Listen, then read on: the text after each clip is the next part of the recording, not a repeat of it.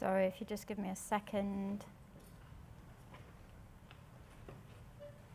Yeah, I already know that. Okay, well, hello and welcome to Leeds Labour Leadership Hustings. And it's wonderful to be here in Leeds, in my home county. So, as many of you are aware, the leadership hustings didn't take place this morning for the leader, and this is because Keir Starmer's mother-in-law has been involved in an accident and in a critical condition in hospital. I'm sure you all join me in sending our love, our prayers, and our thoughts to Keir and his family.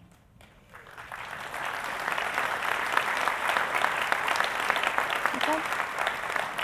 I'm Andy Fox, and I'm chair of the Labour Party NEC, and I'll be moderating today and keeping the candidates in check, I hope. This event gives members a chance to ask candidates questions on the issues that matter most to us, to our Labour voters, affiliate members and supporters. The aim of the guidelines I will follow is to ensure that the events are fair to all candidates and that they are all treated equally. Earlier on in the green room, I went through all the questions you have submitted and selected what I hope you will agree is a broad range of topics. And thank you very much for so many questions. It was really, really good to see so many of you involved. Each candidate will have 40 seconds to answer the question and a further 40 seconds to answer any follow-up questions that I might ask. Candidates can also respond to any points that other candidates have made, and I will make sure that all candidates have an equal amount of time to do so. I'll be putting your questions to the candidates and thank them for submitting. Before we came out on stage, the candidates drew lots to decide which one of them will stand at which podium. The candidate behind podium number 1 will answer the question first, etc., etc. I don't need to explain it to you, you're not stupid. Each question will be asked to every candidate. We're not going to have any opening statements, but we'll move straight into answering your questions. I'm asking that all candidates treat each other with respect, and can I ask that you also treat all candidates with respect and listen to their answers.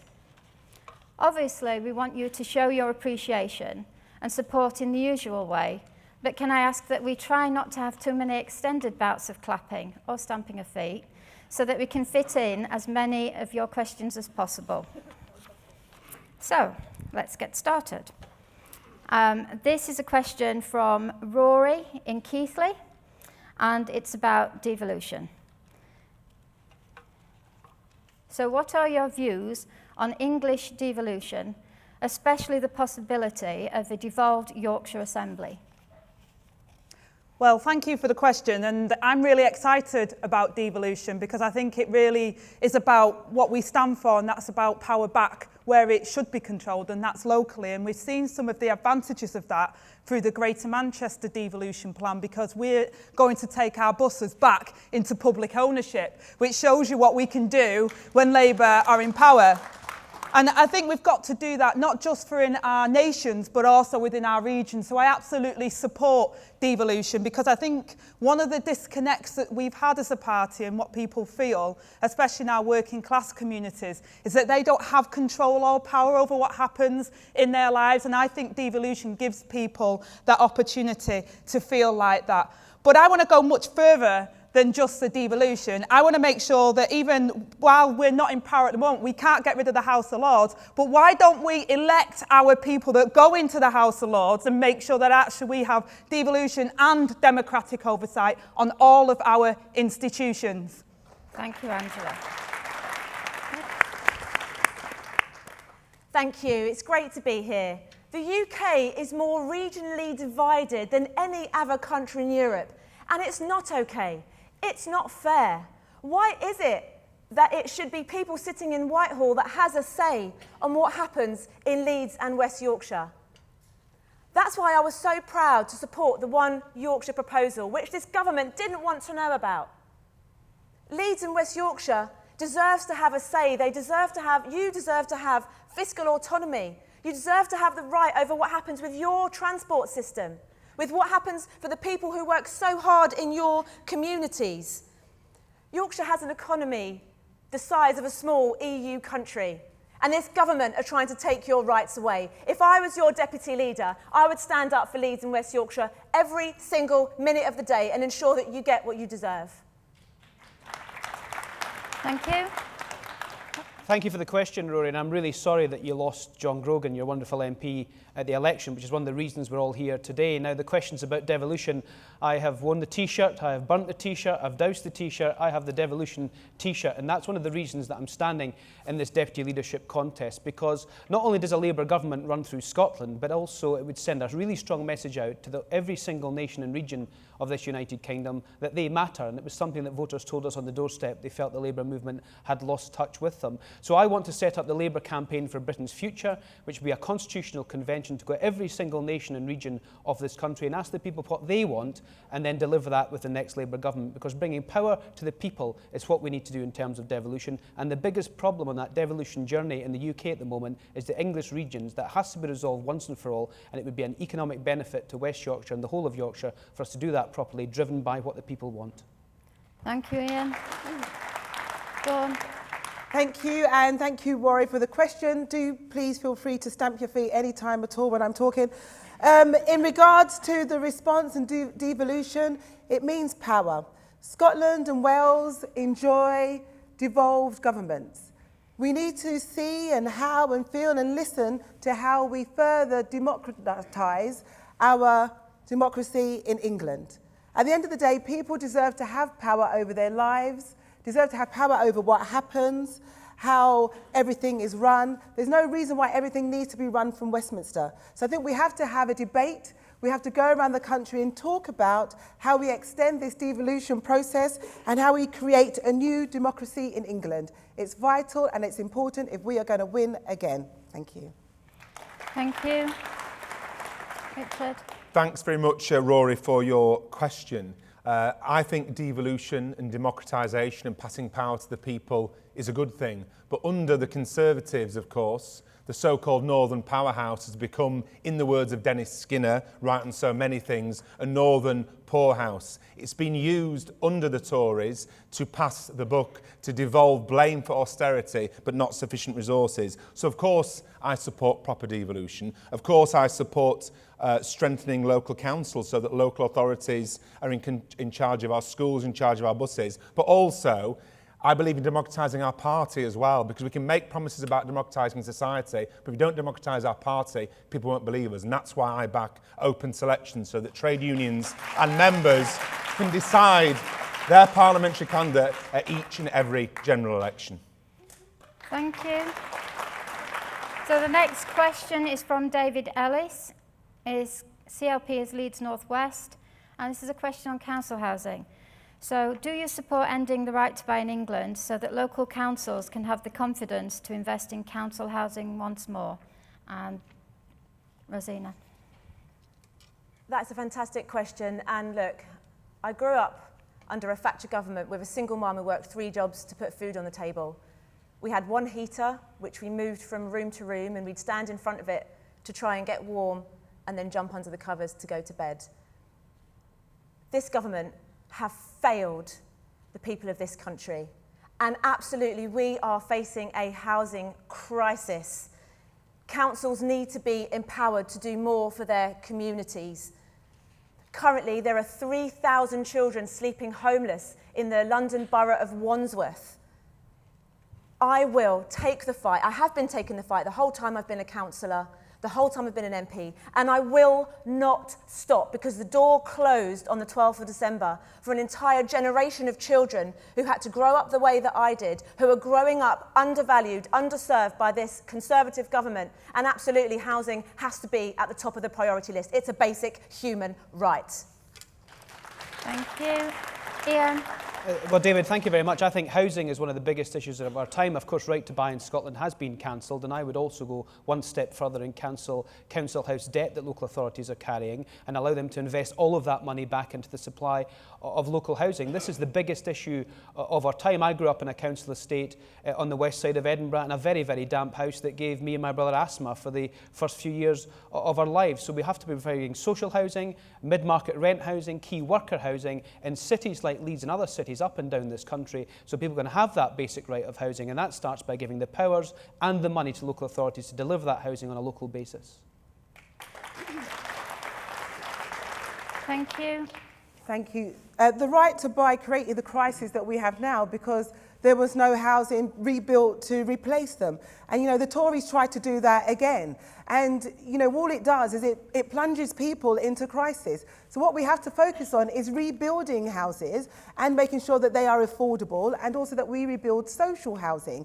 And in my constituency, we have built more social housing than they've ever built over the last couple of decades. And that is key. We need to take it out of the hands of all these developers who just want to make money and put it back into the council so they can build social houses, so people can live in decent homes. Because remember, when we came into government, we had to invest in decent homes again because the houses that were built were left to run down. So what we have to do is show what we would do under government, make sure where we are running councils that we encourage them to build more social housing so that people can have a decent place to be housed and it's affordable. Thank you, Dawn. Richard.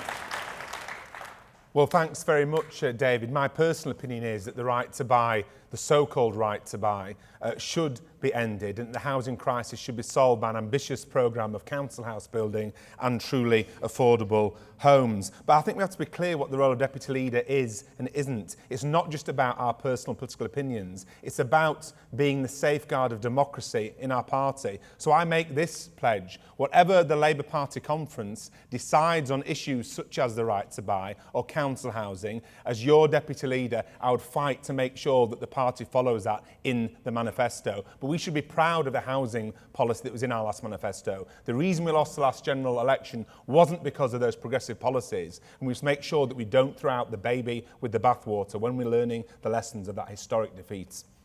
Thank you. Angela. Well, one of the things I'm most proud of since Jeremy Corbyn became leader of the Labour Party, and the manifestos that I stood on in 2017 and 19 was we ditched the neoliberal model and this affordable housing. We actually started talking about council houses again. It was a dirty word for some reason. I'm absolutely proud that one of the first things and campaigns I did as a trade union rep was to stop the stock transfer of our housing stock, which I think is terrible, how it was outsourced and put into arm's length management organisations. We need more council housing, and the truth is our council houses are now bought by private landlords, and people are living in substandard accommodation, and we're paying welfare benefits 3, 4, 5 times the amount for people to live in housing that's not good enough. We need more council housing. I'm proud of the councils that are doing that now, and they build communities, and we need to build on our brownfield sites before our green spaces as well. Thank you, Angela. Okay, the next question is from Eric, and I'm really, really sorry, Eric, wherever you are, but I can't pronounce your second name, and I'm not going to really make a fool of myself by trying to. But your CLP is Don Valley, and this is about just the Labour Party. So, what are the 3 key material ways you hope the Labour Party will change in the coming year?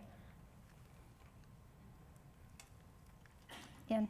Thank you very much indeed, Eric, and of course another seat that was lost at the election on the 12th of December. The 3 things I want to do in the coming years: I want to listen to what the public and members and trade unionists and affiliates are telling us. I would go to the seats that we won, the seats that we lost, perhaps even the seats that we may never win, and produce a report to conference in September, make sure it's an interim before conference on what we've learned and what we need to do in the future. I want to change our organisation by giving much more power to regional directors and making sure that can filter down to our councillors, to our mayors, and making sure local CLPs can organise properly. I'm a fighter and a survivor in the only seat in Scotland. I want to bring that organisation to the whole of the party. And the third thing I want to do before we get to conference in September is make sure the stain of anti-Semitism is removed from our party, and all grievance and procedures that are currently in the party, every single one of those would end up on my desk to make sure they're resolved once and for all, because never again should we knock on a door during a general election where the person behind it doesn't want to vote for the Labour Party because of things like anti-Semitism. That would be the 3 big things I'll do in the next year. Thank you, Ian. Thank you, Eric. So the 3 things is 1, unity, People are talking the talk of unity, but not many people are walking the walk. We have to be united within our party. Divided parties do not win elections. People are talking about it now, want to see it in action. The second thing is message discipline. Our message discipline was all over the place. We need to make sure that that happens consistently throughout the party, throughout the trade union movement. And the third thing is implementing my core strategy, CORE, campaign, organise, recruit and educate in every single part of the country. Hopefully during the next few questions, I'll be able to outline a bit more what it actually means, because time's running out, but it's a core strategy. Campaign, organise, recruit and educate. Thank you very much. Thank you, Dawn. Richard.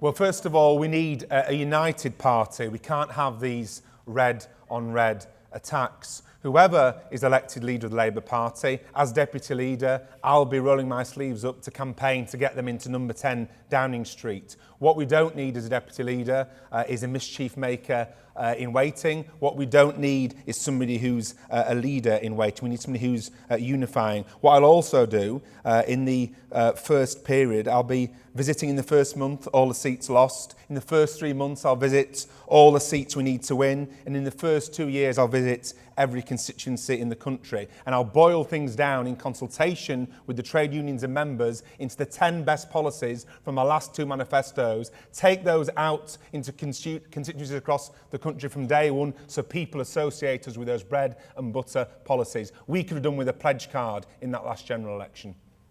Thank you. Okay. Angela. Well, I will do what I've always done and what I've done over the last few years. I would unite, organise and win. I would unite our party. I am already uniting our party. If you look at the nominations I'm getting, if you look at the MPs from across the political spectrum that have given me their support, they've done that because I'm not livid. I don't do things and say what somebody wants me to say at the time. I do what we need to do to win power, because that's what we need to do in order to make change for people from my background. I will be an organiser. I will be out there in every single area making sure that we win in those seats we need to. I brought organising into our big union, Unison, and I'll bring it into our party so that we can win, and I'll energise us from the grassroots. And I will win by connecting our everyday socialism with what goes on in real people's lives. So we're already doing it through food banks, volunteering and everything else, and making sure that everyone knows that's Labour, that's socialism, that's our values, and that's how we win. Thank you. Rosanna.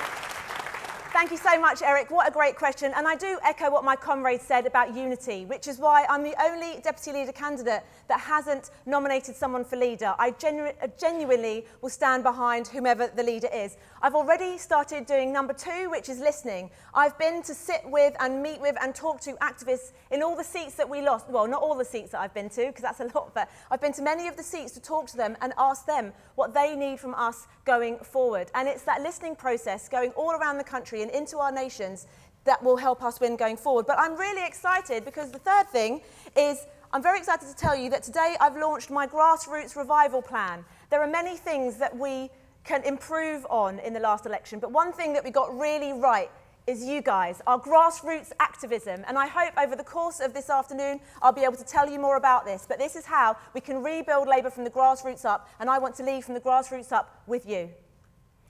Thank you. Okay, so our next question is from Alan Gibson from Leeds North East on zero-hour contracts. What's your opinion on zero-hour contracts? It's 2 questions actually. And what would you do? But you don't get 80 seconds. And what would you do, or if you did anything to get rid of them? And can I ask you all to keep to time, please? So, Dawn. So I'm a trade union activist. When I started as a trade union activist, when I was in the trade union, we didn't have the minimum wage. I had to go out, campaign. I used to drive around in the boot of a car, actually, to get into workplaces, but that's another matter. And recruit people. And then we had the minimum wage, and people got a more automatic pay rise. Zero-hour contracts undermines all of that. We need to scrap exploitative zero-hour contracts. It was in our manifesto, and it should stay in our manifesto. As we travel around the country, we should be talking about how people should not be exploited in the workplace. Trade unions are key to that. Trade unions are demonised by the right-wing media. media. They shouldn't be. They should be part of the workplace and central to everything that we do. So under my watch, as a trade union activist, I will campaign to ensure that we don't exploit our workers. Thank you. Richard. Thanks very much, Alan. And zero-hours contracts are part of the Americanisation of our employment sector, where more and more so-called flexibility against the interests of workers, more and more insecure employment, more and more low wages. Before I was a Member of Parliament, I worked for a decade here in Leeds as a trade union lawyer, working with trade union reps in the workplace and in employment tribunals to get solutions for their workers who are being treated badly by bosses. We need to, as our manifesto said, outlaw zero-hours contracts. And that was a big improvement on manifestos in the past, which said we'd outlaw some zero-hours contracts. And that's why, if I'm deputy leader, I pledge to make sure we don't throw out the baby with the bathwater and we keep those progressive socialist politics and those policies which were hard fought by the trade unions and by all of you.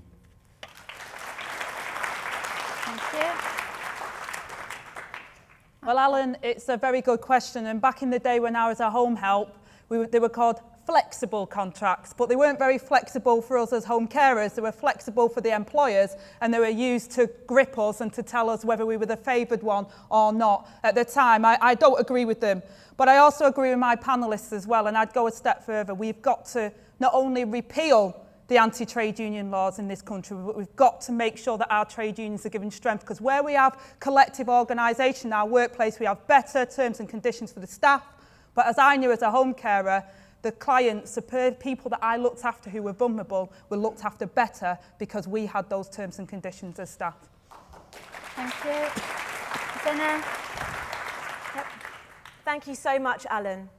When I do shifts on our front line in the NHS, in the A&E, I see children coming in with malnutrition because their parents are on zero-hours contracts.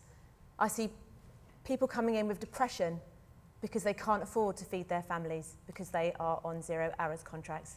So I will do everything I can to abolish zero-hours contracts because people deserve certainty. I've also been working very, very closely with trade unions who are trying to protect people because, as you all know, there's a difference between being a worker and being an employee. People just don't have their rights protected.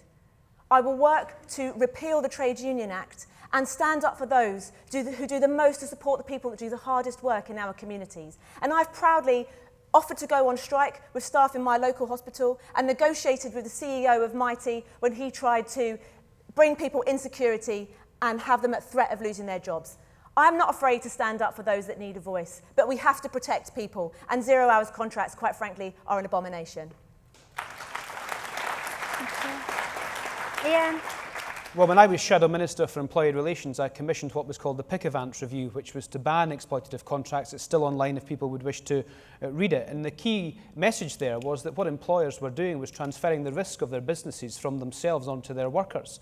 So we have to ban exploitative contracts and change the way the economy works. We've also got a real disjoint between zero-hours contracts and short-term working with universal credit, because the system for universal credit doesn't work in terms of short-term contracts and zero-hours contracts, because hours and pay fluctuates from week to week and the system doesn't work. So we need to make sure we scrap universal credit, make sure we ban exploitative zero-hours contracts, but make sure fundamentally we change the economy so that the employers cannot treat workers by transferring the risk of their businesses from themselves onto those workers. And that's the key change we need to make. I would just say this though, with an 80-seat Conservative majority, if we think the trade union bill was bad, I don't think we've seen anything yet, and that's something we're all going to have to collectively fight over the next 5 years. Thank you. Yeah. I just wanted to back up something that Ian said there, which I think is really important. It's about business.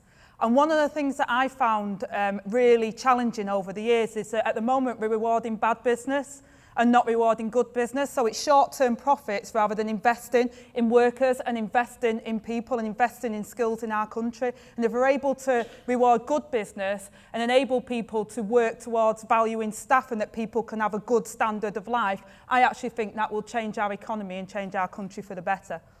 Thank you. Okay. So our next question is from Josephine Farrow. She's from Normanton Pontefract, and her question is, how will you fight for a better deal for our towns, which have lost leisure centres, swimming pools, birthing units, Sure Start centres, and seen a deterioration in transport links between them? Richard?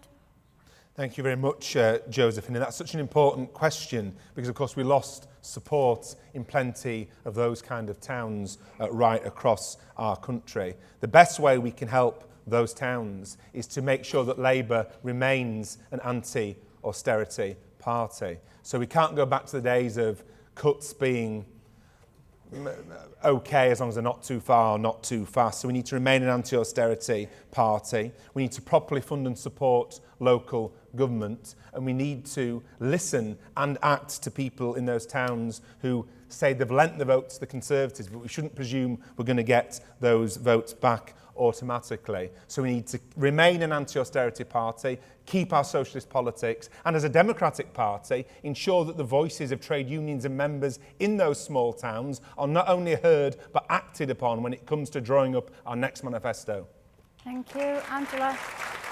Well, as a townie, I think one of the most inspiring things that we did in our manifesto, and I think we've got to continue to do it, is blow open our economy.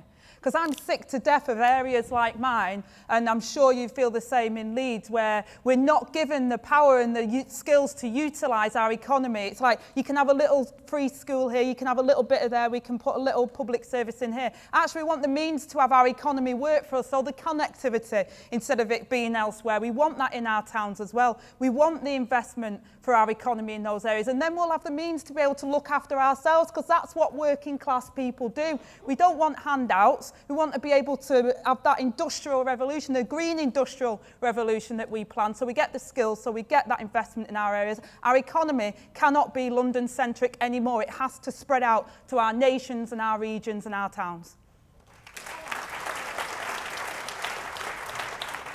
Okay.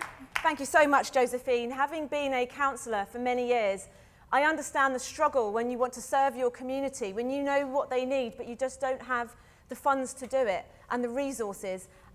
And you don't have the respect. You don't have the respect of a Tory government that are devolving powers to you for you to decide how to use it. And when you raise transport, it's an absolute abomination that in areas like London, you can get on a bus twice in an hour and pay £1.50. But in other parts of the country, you can pay £5 to get into a major town. How can people afford that when we've already had an austerity-driven government who are taking people's jobs, taking people's opportunities, closing down libraries, damaging our social care? And also, when we look at our transport system, everyone is so worried about north to south connectivity. Why should people be worrying about how to get down to London? We need to make sure that we have a Trans-Pennine Express that works for you. We need to make sure that there are links between the towns that you can get to, because you matter. And if I'm a deputy leader, I'm going to make sure that I put your case forward every single day, because you matter, you count, everyone is equal. Thank you. Ian? Josephine, thanks for the question. And again, the seat that you come from, the 14,500 majority, went down to just 1,200 at the election, and something we should all reflect on. And I think your question is key to what we need to do to try and win those voters back, because the public were telling us on the doorsteps right across the country that they felt the Labour Party had lost touch with those communities and wanted an offer for those communities that they felt they could believe in. So one point of my 5-point plan, which I've already mentioned, is to do this constitutional convention, to get powers right into the hands of the local authorities and the communities that we all seek to represent. Only then can you resolve some of those issues. And part of that plan is also to ensure that regions can work together. This isn't just about moving brass plaques from London to the north, as important as that is. It's about moving powers from London to the north. And if you can move those powers and have regions working together on things like connectivity, both digital and transportation, you can transform our economies. But that has to start by giving power into the hands of those very communities that you represent. Thank you. Dawn? Thank you. And thank you, Josephine. Sure Start. Sure Start was pioneering from a Labour government. It was the thing that made sure and ensured that parents got together and then children had a good start. The Conservatives didn't give a toss about Sure Start, and that's why they closed all of the Sure Start centres. Better transport links, renationalisation. One word, Let's stop giving the profit to private investors and putting the profit back in areas like here and in the north so that you can have better trains that run on time, trains that are clean and working. We need to talk about renationalisation. The government's already doing it, but they kind of do it quietly and the media don't make a big fuss about it. But actually it's key to making sure that you have good links. We need to ensure that local Labour power, so all of the local councils, you know, we have to make sure that we invest in them and make sure that we continue to be an anti-austerity party. I was one of the few MPs that voted against the welfare reform bill. And I will never vote for anything that will damage the lives of ordinary, everyday, working class people. Never, not on my watch. Thank you. Can I just remind you all to keep to time? There are a lot of questions to get through. Thank you. So we're back to you, Angela, aren't we? So this is a question from James Driver, Elmerton Rothwell, CLP, and this is about party unity. So how do we reunite the party behind one effective message to take us back to power? I think party unity is one of the most crucial things we can do, to be honest. And everyone talks about unity. It's not because we all have to agree. Never in the Labour Party have we all agreed. I kind of said this at one of our regional meetings when the people were divided about whether Jeremy should have been our leader or not. Jeremy was democratically elected as our leader. That's why I served and I continued to serve, because we have to come together. That means that we have our arguments, we have our discussions in CLP, but then we come back together. Our conference should be the supreme body that makes the decisions on what goes forward, and we come together. That's what I learned in the trade union movement. That's what I'll do as deputy, because every time we fight each other, we get further away from a Labour government. We cannot do that. It's a scandal for those kids that the last Labour government looked after people like me. We can't afford to do that again. We've got to win next time. Thank you. Madonna. Thank you. Unity, unity, unity. It's the only way we move forward, and I thank James you for your question. I'm the only deputy leader candidate that hasn't nominated someone for leader, because I am so of the belief that the only way we get a Labour government is by uniting. I've been proud to serve on Jeremy's front bench, and I think divisions in the party have led to more difficulties for us in the media when we already had a toxic media that did not want to see Jeremy succeed. But fundamentally, we have to have a Labour government that comes out of uniting. From the girl who was told she'd never amount to anything, who was a mixed-race girl from a single-parent background, who failed her A-levels and was lost of all hope, a Labour Party enabled me to go to medical school aged 24 and serve my community in the NHS. I was written off by Thatcher and John Major as an absolute failure, no-hoper, and I was told that even by my teachers. Told that without money, I'd never amount to anything. And here I am now, thanks to a Labour government. We can do this. Ian. Thank you, Jamie. And Elmerton Rothwell, of course, now has a 17,500 Conservative majority, and that's something we need to turn around. The big message has to be that we need to change to win, and the only reason that we are able to change to win is by listening to the public and listening to you about how we change to win, but never forgetting our Labour values. I've said this already, and I don't mind repeating it. Let's also get rid of all these tags of ites, Brownites, Blairites, Corbynites, Smithites, and the rest, and let's just have one ite, which is unite, and come together as a united party in order to be able to take forward for the future. But let me also say one other thing, if I may. I will be 110% supportive of whoever wins the leadership election, but I will also be a critical friend, because as deputy leader of the party, in order to reflect the views of the entirety of the party and reflect the views of the country if we're listening to them, you have to be very, very loyal, but you also have to be that critical friend to make sure the party wins again at the next election. Dawn. Thank you. So people talk the talk of unity, not many people walk the walk of unity. We have some real selfish MPs, let me be honest, that thought it was okay that after Jeremy was elected, democratically elected as a leader, you know what, let's join a coup and do it again and try and deselect him. Well, no, he was elected as our democratic leader. So those people who selfishly thought it was okay to join the coup, as far as I'm concerned, you lost us the election in 2017. Because if we were a united party, we would have won the election in 2017. So I supported Jeremy the first time and I supported him a second time, but I was more angry the second time because it should never have happened. I will never, ever, ever join a coup because divided parties never win elections. And if we haven't learned that lesson now, we will never learn that lesson. Even today, we've got an MP that's gone on the radio to attack me. Well, he can go and do one.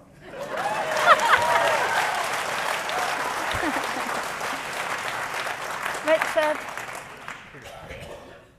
Party unity is so important. I'm supporting Becky to be leader of the Labour Party, but whether it's Becky, Keir, Emily or Lisa becomes leader, I will support them all the way. The Labour Party has always been a broad church of socialists like myself, social democrats and trade unions, and that unity is our strength. As Harold Wilson, a great Prime Minister who was from Yorkshire, from Huddersfield of course, said a bird needs two wings to fly, the left and the right. I never resigned from the shadow cabinet. I am the only deputy leader candidate who backed Jeremy from the start in both leadership elections, and I never resigned. I did. I can come back on that if you like. Time and order. You nominated him, but you supported Andy Burnham. That's fine. I respect that. Oh, I'll have to come back now. No, but can I just finish the point? But I am proud to be on the left. I'm proud to be the secretary of the Socialist Campaign Group of Labour MPs. But whoever is elected leader, I will never do red-on-red attacks on the TV because we all need to work together to get back into government. Okay. Dawn. All right, so I'm going to have to come back on this. So, yes, I was supporting Andy Burnham before Jeremy put his hat in the ring. When Jeremy put his hat in the ring, I said, yes, Jeremy's voice needed to be heard in the leadership election, so I nominated Jeremy. When in the lobby against the welfare reform bill, of all the leadership candidates, it was myself and Jeremy and a couple of other MPs in that I supported Jeremy Corbyn because I am against austerity. I'm an anti-austerity socialist trade union activist. Me and Jeremy share the same values. And when you see me sitting next to Jeremy, PMQs, anybody watch PMQs? Yeah? So you see me sitting next to Jeremy Corbyn? You know why? Because when he was standing at the dispatch box, his enemies were behind him. Not just in front of him, behind him. And I went to Jeremy and I said, Jeremy, I am going to help you at PMQs. I did it with Gordon, and I'm going to help you through PMQs. And that's why I sit there, because I have his prep sheets. Don't tell anyone. Dawn. I have his prep sheets with me too. So listen, I supported Jeremy the first time, and as I said, I supported him the second time, but I was more angry the second time because it should never have happened.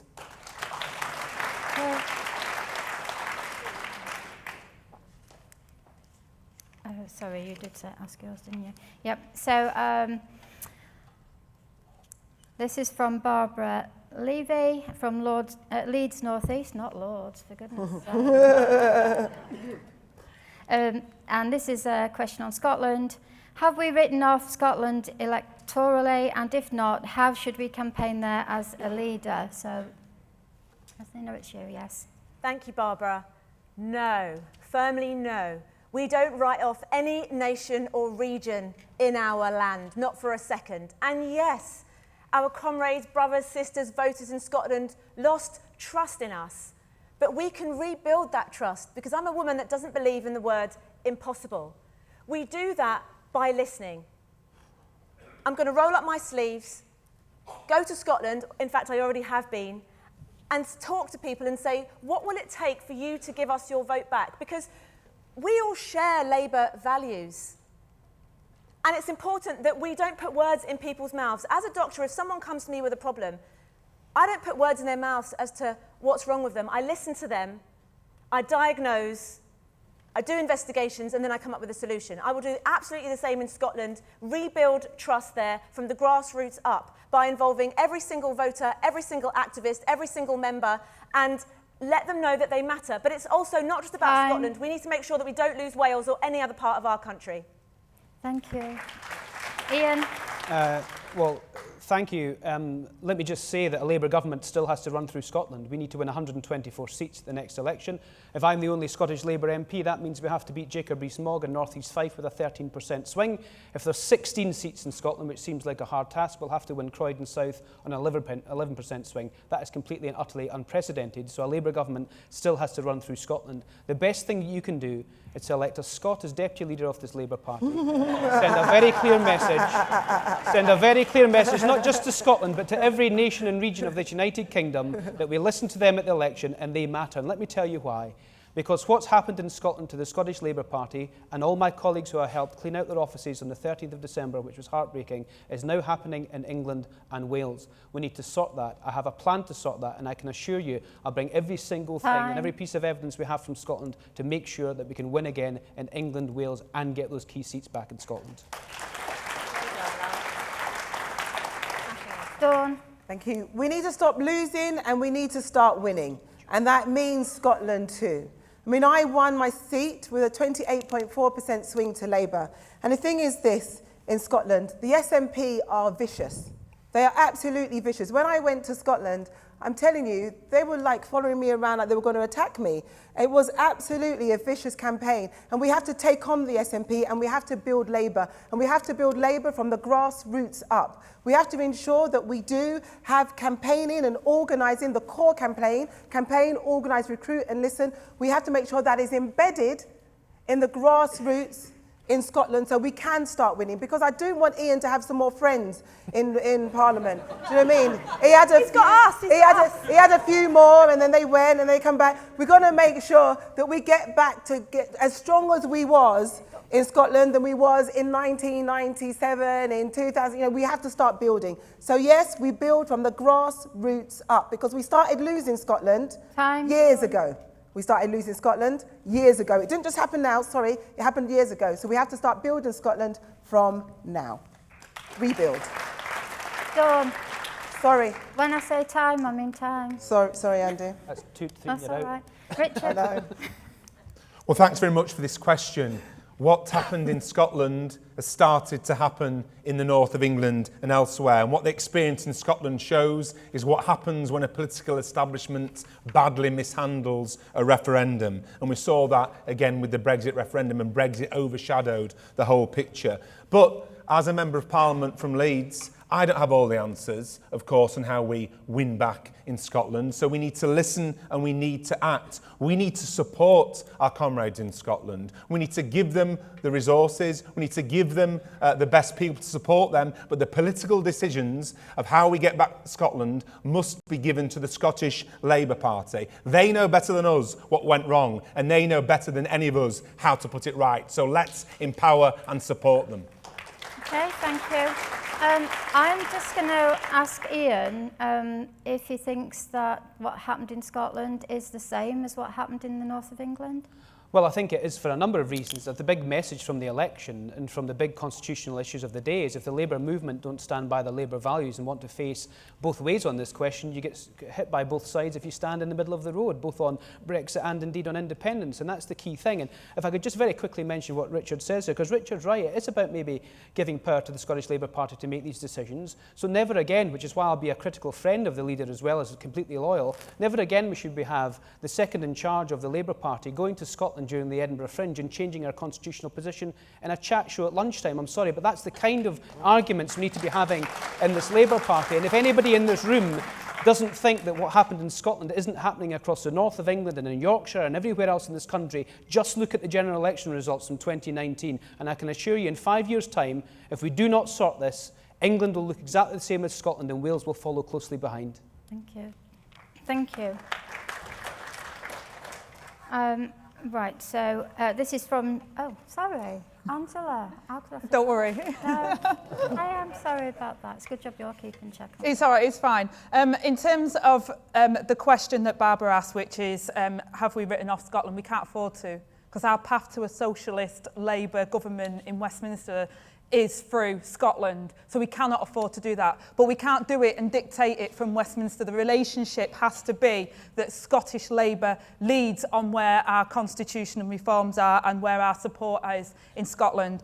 And make no bones that my Sure Start Plus programme came out of the issues that we have in Scotland and the health hubs that we have there. And actually, our careers guidance that I, again, put in the National Education Service was about what Labour councils were doing in Scotland. We have to sing about what we're doing in Scotland and Wales, but we have to ensure that they hold the power to their own futures. But we cannot be divided. We have to have our nations with us, because otherwise we won't win power for the whole of the United Kingdom. Thank you. Well done, both. Okay, so our next question is from Jack Rodwell from Cleethorpes CLP. And this is a question headed Inspiration, which is a great title. So one of the things Jeremy managed to do was to inspire young activists to get out and campaign for the first time. How would you keep them active and inspire the next generation? Ian, start with you.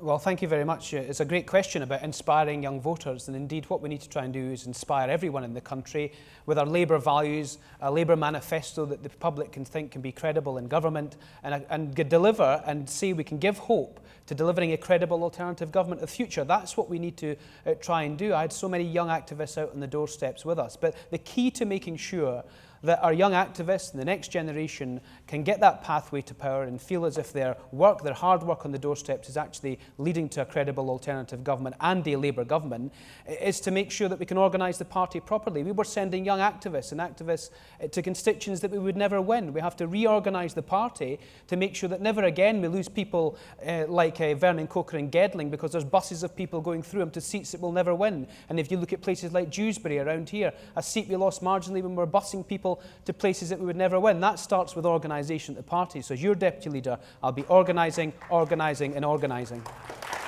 Thank you. Dawn. Hi, thank you, Jax. First of all, thank you very much for going out and inspiring young people to come out and campaign and vote for Labour. What we have to do is implement the core strategy, campaign, organise, recruit and educate. Part of that is ensuring that when we are organising, we organise properly. We have proper tech systems that work. I mean, the doorstep app didn't work. The campaigning materials didn't work. You're nodding your head when you try to build or design a leaflet. It didn't work. You know, it frustrates everyone, let alone young people. So all of that has to work. And when I was the chair of the party dealing with youth, I introduced a £1 rate to make sure more young people can join the party. It's still in place today. And that's how and why we're getting more young people involved. I'm in time. Well done. Well done. I saw it. Like I'm in time. Victor. 5 seconds left. Well, thanks very much, Jack. Inspiring the electorate, inspiring the membership, inspiring young activists is completely vital. And I think one way we can make sure we keep these vital activists on side is by treating members with respect. In this hall and elsewhere, I had to defend Labour members when members of Parliament, unfortunately, who'd been put in their place by Labour members, were saying awful things about the people who give up their spare time in all weathers to get them elected. So let's treat members with respect by empowering members, by giving open selection to trade unions and to Labour members to choose their parliamentary candidates at each election. And let's draw on their real-world experience to ensure that they are democratically shaping our policies. And it's important we respect members and MPs and realise that all MPs and members themselves are used to be activists. Thank you. Angela. Well, I'm inspired every single day by our membership, and what a great job our Labour movement does when it's in power, because as a working class kid who left school pregnant at 16 with no qualifications, you took me from there and made me your shadow education secretary and someone who's confident enough to stand in front of you today to ask you to make me your deputy leader of the party. That's what we do to inspire. But we've got to make sure our young people have the skills and the organising in our grassroots. And one of the most proudest things that I've done right from the start is go to the Durham Miners Gala. And in our area of Manchester, we have Battle of the Bands, and it comes from our industrial heritage. And the thing that Jeremy's movement has done, it's made arts, culture, music, it's made it fun. No longer are we doing just about voter ID or minutes of the last meeting. We're actually out there in our communities singing and dancing about what socialism is, and that's how we'll win in the future. Thank you. There's the next one. Thank you so much, Jack. So I box and I work in a boxing club with lots of young people who are disaffected from their communities. And they said to me, Rosanna, for the first time, Jeremy has inspired me to register to vote and go out and vote. And I couldn't be more proud when I saw queues of young people around the block on election day. But for our young activists, we first have to say thank you. Thank you for knocking on doors, campaigning for a Labour government, for a socialist Labour government. Second of all, we have to make it fun. We have to make it fun for them, and we have to come up with really good sociable events that aren't just about raising money for the Labour Party. It's fine to break even. Let's have a good time and inspire people to want to come back again. For our young organisers, we need to make sure that their contracts don't end at 10 p.m. on election day, so they find themselves completely insecure and on the breadline. Thank you. Thank you. Right, so our next question is from Alex, York Central. This is organising outside of Westminster. So 2019 taught us that the electorate thinks we are out of touch. Given this, how would you organise the Labour Party outside of Westminster, around the country, so that people do not feel we are taken for granted? We're starting with Dawn. Hi, thank you, Alex. So during the general election, I travelled to over 41 seats, campaigning, trying to get people active and selling and promoting the Labour message. What we have to do is make sure that we don't just campaign at election time, we campaign all year round. If we're waiting for an election to be called to win an election, it's too late. We need to start campaigning. So the day after you nominate and vote for me to be your deputy leader, I will ensure that my core strategy, the campaign, organise, recruit and educate strategy, is implemented from day one. So we have organisers in every seat, that they work with the councillors, they work with the MEPs, that will no longer unfortunately be MEPs, they work with the MPs, former MPs, they work with everybody who wants to be active in the Labour movement so that we have message discipline and that we create a format for us to win. Thank you. Richard.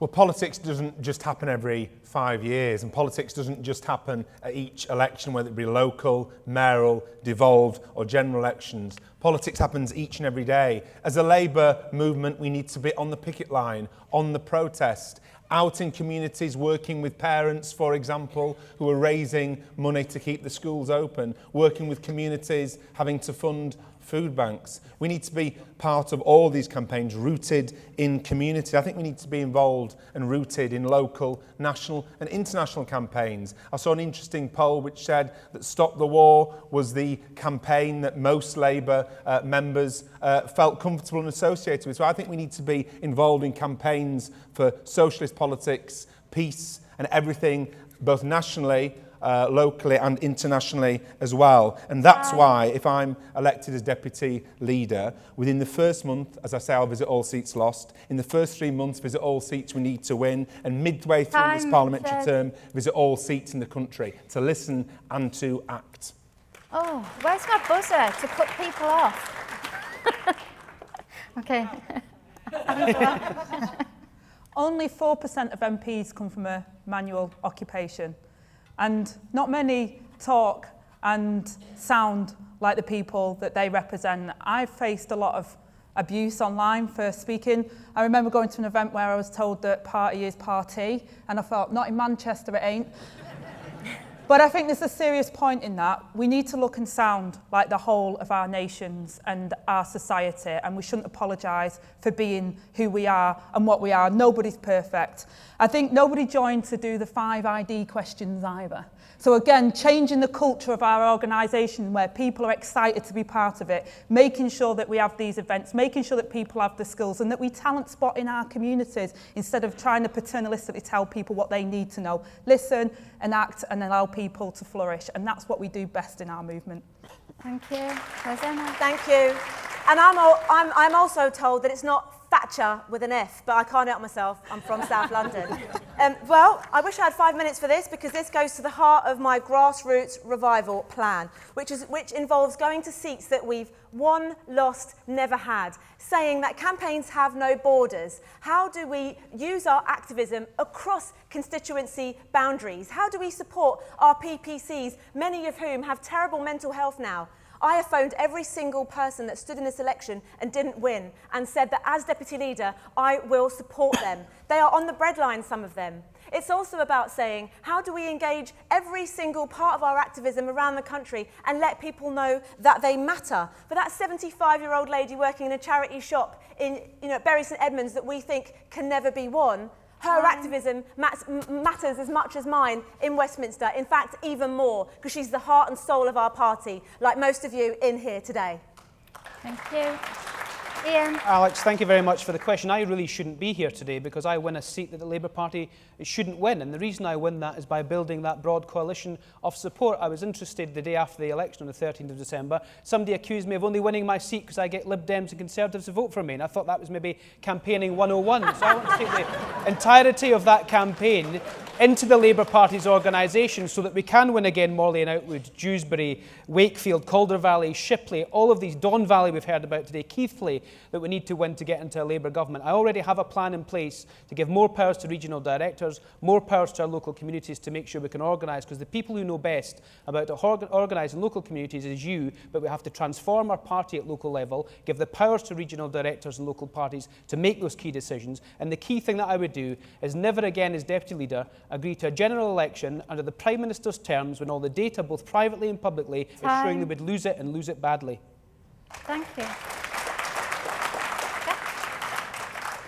All right, so our next question is from Lucy Hare from Morley and Outwood. This is transgender identities, LGBT+. How will you as Deputy Leader protect transgender identities and ensure that the rest of the party is also committed to protecting trans rights? And we start with Richard. Well, thanks very much for raising this vitally important question, Lucy. I was proud that in our manifesto we stuck up and proudly stuck up for trans rights in terms of supporting gender self-definition. I think that's very important indeed. And we need to stand up for LGBT rights and trans rights. We need to stand up for women's rights and, of course, stand up and speak out against discrimination of all its forms. I can say that if I'm elected as Deputy Leader of the Labour Party, I'll be a voice for all our members in all their diversity in the Shadow Cabinet and hopefully the Cabinet, amplifying your voices and your concerns. Thank you. Angela. Sorry, is it me? Yeah. Yeah, sorry. Sorry. Okay, I'm really proud of what Jeremy did in backing me up on the sex and relationship education, because to me it was about transphobia and LGBT phobia around making sure that our children felt loved and valued for who they were. And I think it was a really proud moment for me that we faced down some of that, because I faced a lot of abuse as well, being told I'm not a true feminist. I think transphobia is our Section 28 of today, and it's not okay to be like that. Actually, we have to support self-identification through the Gender Recognition Act. I'm pleased that our candidates for leader have said that. I think it's important that we back that up and we support them, because that's our Labour values. It's what we stand for. We don't condemn people. We don't criticise people. Yes, we safeguard each other, but we love each other and we build a society that's there for everyone. Thank you. Thank you. I love our party because it's the party of equality. And I've been really proud to be vocally supportive of trans rights and our LGBTQ+ family, and I'm very active in that. Never again do I want to hold a patient's hand as they are dying because they have tried to take their own life because they are trans and have felt unaccepted. Never again do I want to be in intensive care as families have had to kiss goodbye to people they love because they've had problems with alcoholism as a result of not being accepted. If I'm the Deputy Leader, this half Pakistani, half Polish, mixed-race Muslim girl who is made to feel welcome by the Labour Party, for whom the Labour Party turned her life around, if I'm Deputy Leader, I am going to fly the flag with everyone in our party to say everybody is welcome, absolutely everyone. Thank you. Ian. Thank you very much for the question. Morley and Outwood, a seat we used to hold with Ed Balls, of course, now an 11,200 majority for the Conservatives. It's a great question, and thank you for the question, because if the Labour Party aren't the party of equality, nobody in this country will take those values forward. It's Burns night, so let me give you a little bit of Scots. We're all Jock Tamson's bairns, which means we're all exactly the same people, and the Labour Party have to stand up for everyone and everybody who decides or are born into being LGBT. Justin Trudeau, remember, got a lot of criticism for saying he's a feminist. I think of all of us in the Labour movement, we're not just all feminists, we're all LGBTI as well. And if the Labour Party isn't standing up for the fundamental rights of how people want to live their own lives, then nobody will. We should be the party of equality. We brought in the Disability Discrimination Act and the Equality Act. Let's take that further and make sure everyone in our communities can live the lives that they want to live to the full and love who they wish. Okay. Dawn. So thank you, Lucy. I wrote the manifesto. And I've developed our policy in regards to equality and LGBTQI plus rights. The Tory party weaponised the Gender Recognition Act, and they did it deliberately to build hope in that void. They did it deliberately, and they should be, honestly, they are such a disgrace. I raised it last week in Parliament. The Gender Recognition Act talks about how we make people's lives better. Why wouldn't we do that? Equality is equality. Your equality is just as important as my equality. When I fight for my rights as a black woman, I fight for other people's rights, whether they're LGBTQI+, whether they are disabled, whether they are anything. I will fight for their rights with the same vigour because it's important. And I just also know that the intersectionality of people's rights is vital to the development of our country. And can I also just say hello to Linda Riley, Hi. who is the editor of Diva magazine, is part of my campaign. Linda Riley, thank you very much for coming out today. Thank you, Dawn. Right, so we move on to the next question now. This is from Hazel Draper, Calder Valley CLP. This is about climate justice and social justice. So what do you see to be the relationship between climate change and social justice? We start with Angela. Well, I think it's quite intricately linked because actually one of the things that I was really proud of working with Rebecca Long-Bailey, and we're outed now as flatmates, but one of the things that me and Becky actually spoke about, apart from what we were eating in the evening, was about our green industrial revolution. Because instead of exporting the means to war, what we thought we could do is harness the skills of all of our talent in our country to develop the new technologies of the future to save our planet. That's the type of revolution we need across our regions and our nations to give hope and aspiration to people in the future, is joining up departments so that people don't get written off from an early age and end up in our justice system, that people don't feel not good enough, that we inspire people to not only do what's best by our country, but save our planet in the future. And I'm really excited about taking that forward and getting the next Labour government that will actually walk the walk and not just do the talk. Thank you. Yep. Thank you, Hazel. I'm so grateful for your question. I have 2 little girls, and I fear for the planet that we are leaving them. But when I think about your question, Hazel, and think about social justice, I get so angry that groups like Extinction Rebellion and Greenpeace are being labelled terror threats along with neo-Nazi groups. Australia was on fire. We have a challenge. We are facing a challenge of a generation, a challenge of a lifetime. And I wholeheartedly support the Green New Deal. And I want to fight not just for my children, but all of our children across the planet. And when I look at our activists, the first thing we have to do is support their campaigns and fight for them not to be labelled a terror threat, but stand behind them, because that's what socialists do. Thank you. Ian.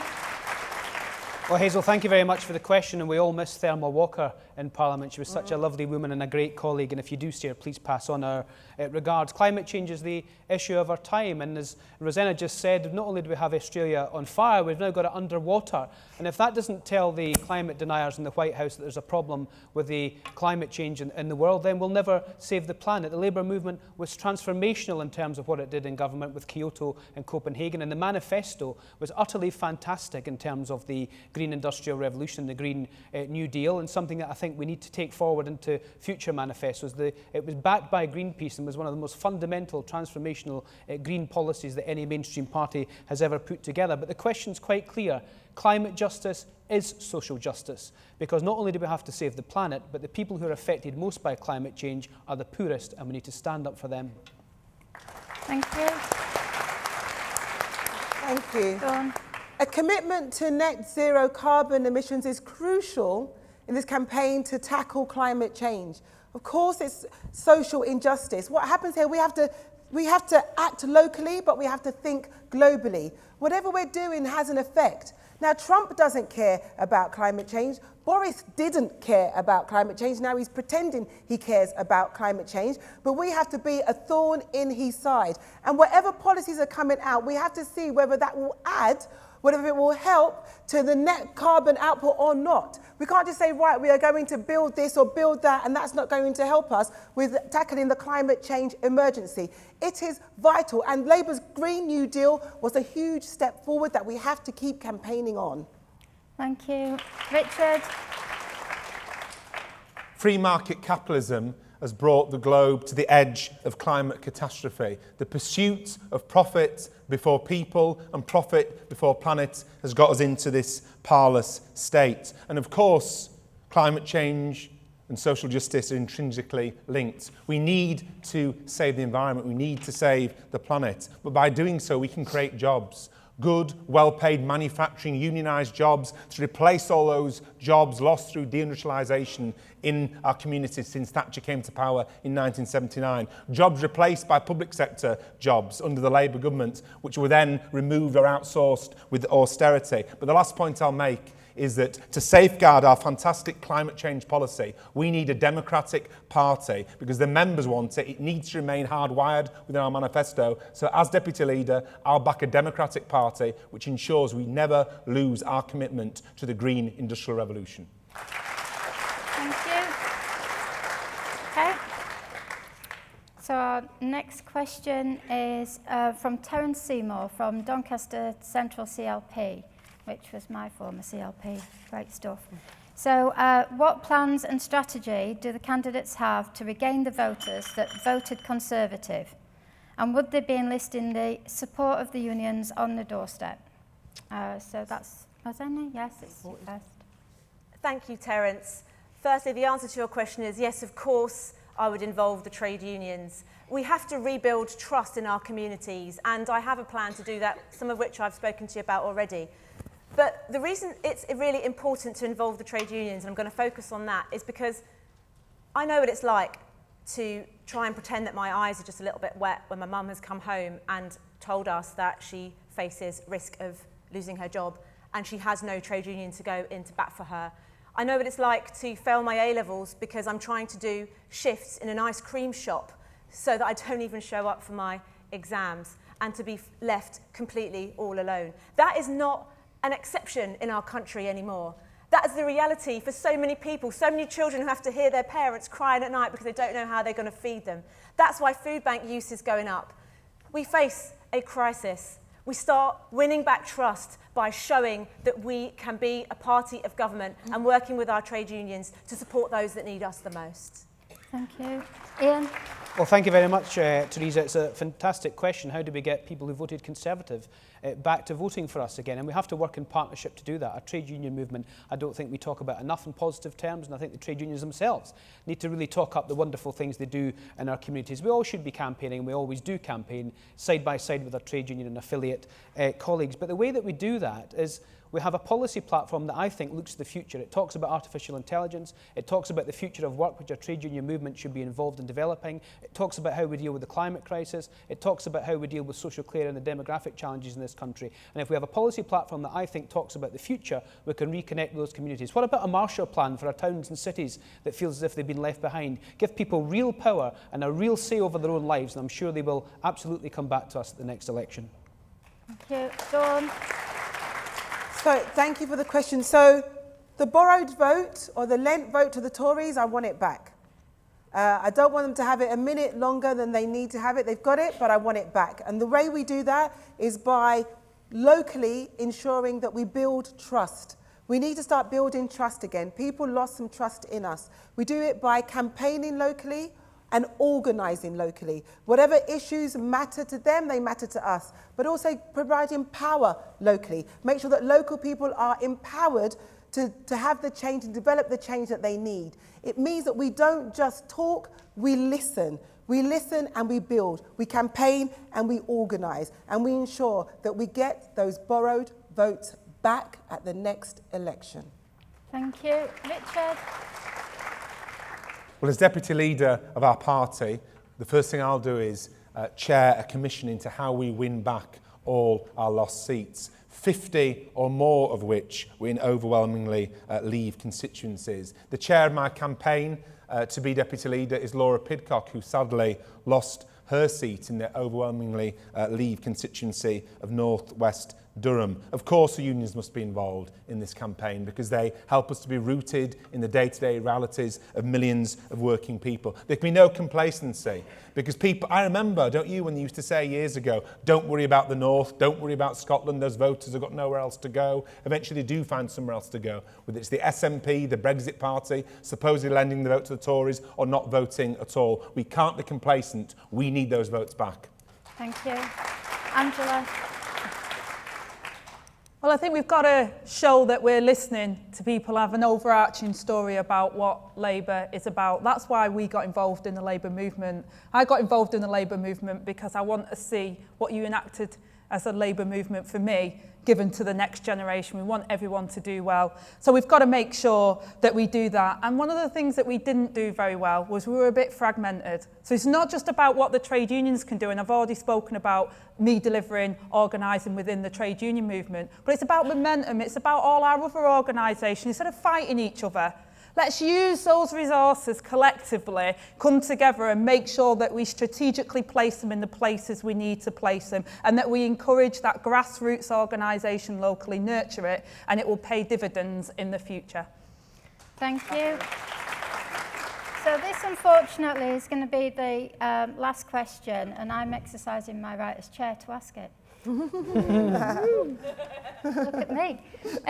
So my question, and it's Ian to start, is what do you think about the proposal to move the House of Lords to York? Oh, well, I'm in West Yorkshire, so I'll have to be quite careful what I say here. But look, thanks for the question. I mean, this is just a game that the Conservatives are currently playing by showing that they want to do well for the North and the Northern Powerhouse. I mean, they've been talking about this for too long, but the actions have never spoken even half as loud as the words. And I don't want to move things around in this country. I want to move powers around. And that's why I'll talk again about the commission I want to set up called Britain's Future, that looks about how we govern and how nations and regions of this United Kingdom govern themselves in a post-Brexit Britain. That includes looking at the House of Lords, it includes looking at the voting system, it includes looking at how we reinvigorate our local authorities and make sure they're funded properly, and it includes subsidiarity of putting the powers into the hands of the people that require it. Moving a brass plaque and moving 800 particularly and invariably old men to York doesn't resolve that problem. Okay. Go on. I think the House of Lords needs to be changed. I mean, half of them never attend anyway. Half the other, third, are asleep.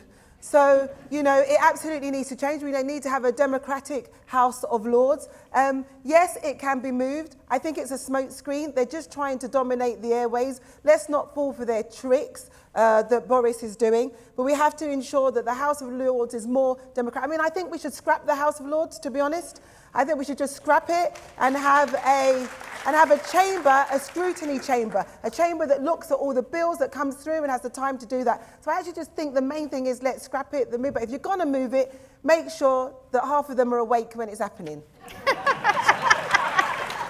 Richard? A proposal to move the House of Lords to York and Yorkshire. We don't want the House of Lords in York or Yorkshire. We don't want the House of Lords at all, really. I think it should be scrapped. I'd be open-minded about moving the House of Commons to Yorkshire. Halfway between Leeds and Bradford would suit me fine. But actually, do we really want hundreds more Tories moving to Yorkshire? Not really. The best way we can get a more representative Parliament, actually, because the House of Lords is unrepresentative. Our Parliament, our House of Commons, isn't representative enough, is about empowering Labour members and trade unionists to decide who we send to Parliament, and that's why I'm supporting open selection. Thank you. Angela? Well, Andy, I don't know why we're subjecting York to that, to be honest, but I do think it's right that we do have a democratically elected second chamber and that we do abolish this idea of the House of Lords. But I do also think that there's a really important thing that we can do from today. And that's how we put people into the Lords now, should be democratically elected through our membership and through our structures. We shouldn't just be putting people in there and appointing them. They should be democratically elected right from day one. And I also think that we have to go further and make sure that our government departments are not just all based in London as well. We need to blow open our democracy and make sure that every region, every nation, every part of our country and nations feel part of what our government is trying to do. Because at the moment, all my talent has to go to London to be part of our politics. I don't think that should be the case. We should be able to have those departments across our regions and nations. Thank you. Well, actually, I find it a joke that you can be born into becoming a Lord. I also find it a joke that Zach Dogwhistle Goldsmith was able to walk out of one chamber, cross over and sit in another to cause yet more damage to our country. But what I would say, before thinking about moving the House of Lords to York, why don't we move some fiscal autonomy to York? Why don't we move some better trains to York? Why don't we move some more resources to York? There's a lot of other things that the people of York need, but I am in favour of moving some government departments to York, Leeds, all round Yorkshire, because at the end of the day, it's not okay that the seat of power is in the south of the country. It's not okay that the people of Leeds and West Yorkshire and all around our country don't have a say in the place that they live and love. Thank you. Okay, so that was the last question. We're now going to go on to the summing up. So we start with Dawn. Oh, okay. So thank you all so much for coming out today. I'm Dawn Butler. I'm a working class Black female trade union activist. I have a record of winning, and I use my platform fighting for equalities and disadvantaged communities every single time. I have a record of winning my seat to Labour with a 28.4% swing, the biggest in the country.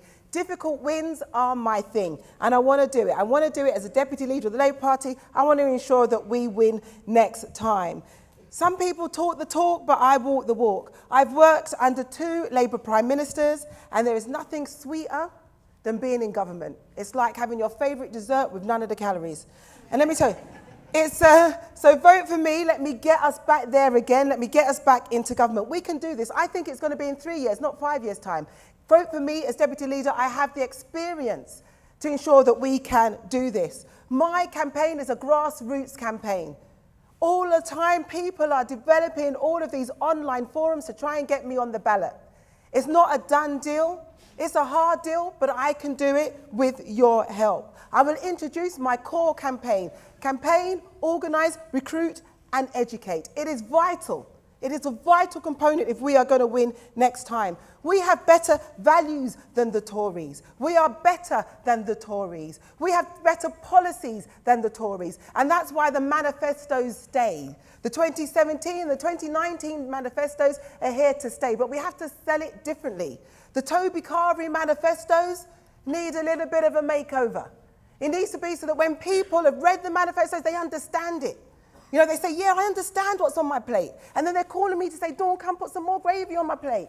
Dawn, I want a bit of sweet potato fries on my plate because I understand everything that's there. And we can do this. The party needs a democracy review. And I'll say this to you, that the vote for me is a vote to win.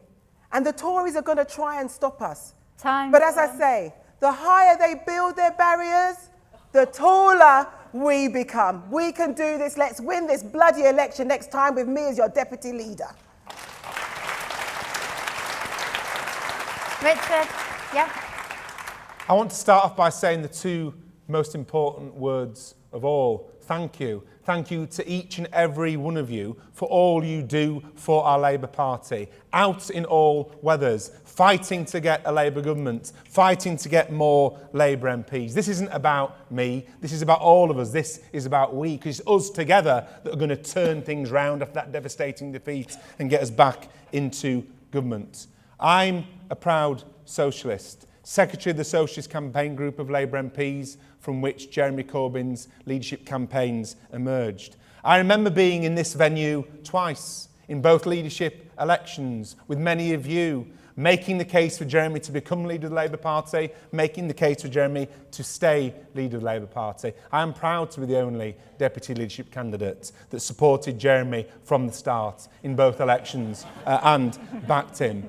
But I'm glad that all parts of our Labour family are represented on this platform, because unity is strength. Our coalition of socialists, social democrats and trade unions can go into power together. Harold Wilson was right when he said a bird needs two wings to fly, a left and a right. And I'm proud to be on the left. I'm proud to be a fighter. I took the Sun to court, the Sun who were saying dreadful things about me, and by implication our movement.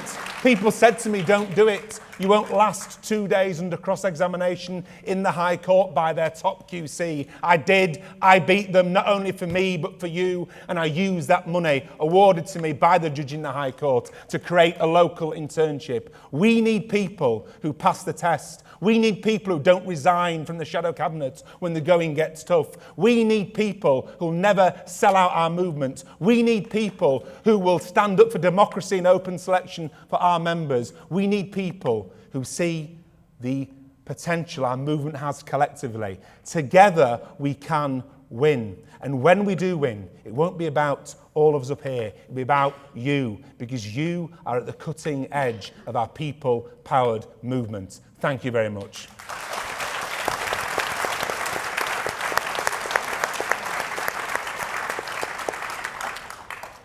We, us, our movement are the people. And we do have to come together.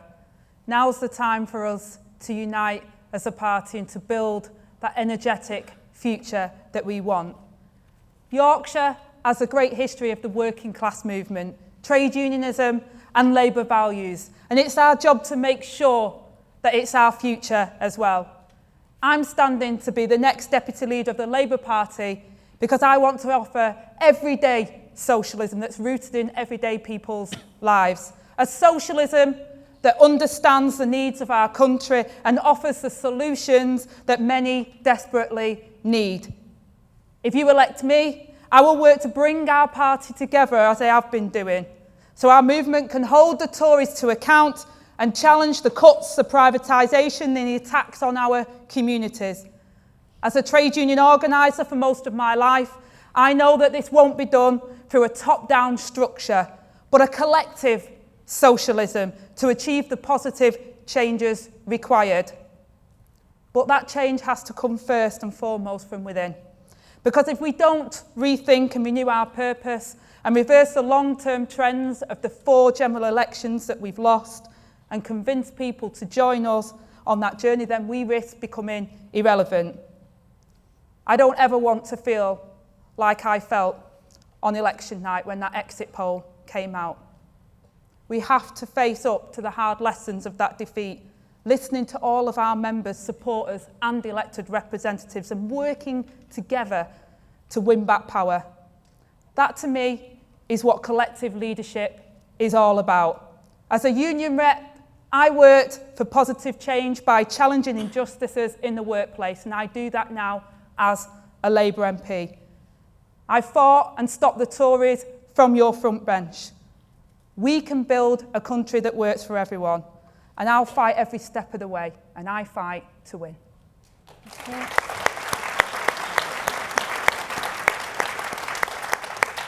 If there's one thing that unites us all, it's our desire to see real change. I am proud to report for duty as an NHS emergency doctor, but I hate seeing the shameful cuts to our NHS. I hate seeing the ambulances queuing up before I can even get in to treat the people inside. I am proud to be Labour, but I hate us losing. I'm not a leader in waiting. I'm a campaigner in chief, and you can be too, leading us back into government. That's why today I'm launching the Grassroots Revival.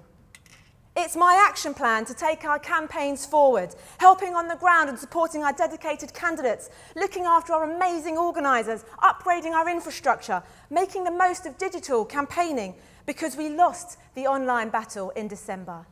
Let's unlock our talent.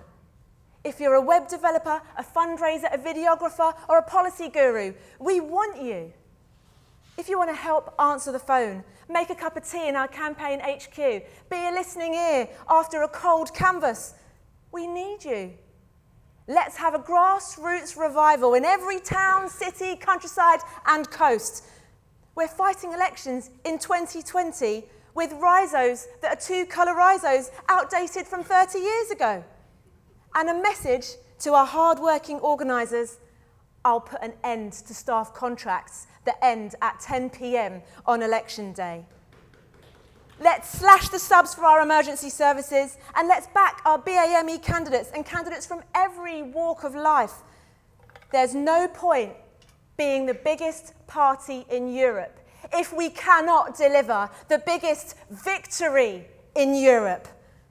The grassroots revival will take our campaigns into 2020. I believe in you, I believe in us, I believe in the Labour Party, and I believe we can win. And if I am Deputy Leader, I'll unlock our talent and take Labour forward. Thank you. Okay. Ian? Well, thank you, Leeds, and thank you for such a warm welcome today. I actually shouldn't be here. I shouldn't be here because I come from a housing estate, well, from a one-parent family after my father died at just the age of 39, leaving my mother and just 2 young kids. I'm statistically more likely to be in jail than be in Parliament, although MPs sometimes end up doing both. I also shouldn't be here because I win a seat that the Labour Party shouldn't win. I'm the only red spot in the whole of that yellow in Scotland. And I want to bring that organisation to the party. And let's be under no illusions at how difficult this task is. If you only return me at the next election, we will need to turn over Jacob Rees-Mogg's seat in North East 5 on a 13% swing, never ever done in the history of politics in this country. A Labour government, a future Labour government, must still run through Scotland, which is why we need to send a message out, not just to Scotland, but to all the nations and regions of our wonderful United Kingdom, that they matter, and having a Scot at the top of the Labour Party sends out that very message. If you're comfortable with what's happened in Morley and Outwood, Dewsbury, Wakefield, Calder Valley, Shipley, Elmet Rothwell, Pudsey, all the seats we used to hold when we were in government, and if you're happy with the position of an 80-seat Conservative majority, please do not vote for me. I'm the change candidate in this election. We don't need continuity. We need to fundamentally transform our party so we can fundamentally transform the country. I have a 5-point plan already, ready to go to make sure that we can listen to the seats that we won, the seats that we lost, the seats that we will never win, to report to conference on what went wrong and how we can choose it, to start Britain's Futures campaign, a Labour campaign of how we govern the country and how the country governs itself and all the nations and regions of this United Kingdom. The constitutional questions are huge, the governance is huge, and will mean the future of this Labour Party. I have a plan to transform this party as Deputy Leader so we can transform the country. It's not my party, it's not your party, it's our party. And I would finish just one sentence from my hero whose family still lives in my constituency, John Smith, the best Prime Minister this country has never had. All I am asking of you is the opportunity to serve so we can win. Thank you. Well done to you. Everybody's completed their summing ups now. All that's left for me to say is thank you to all of you for coming here today. I think you'll all agree there's been some fantastic questions and some great answers from all of the candidates. Huge thank you to all the candidates. Safe journey home, solidarity and unity.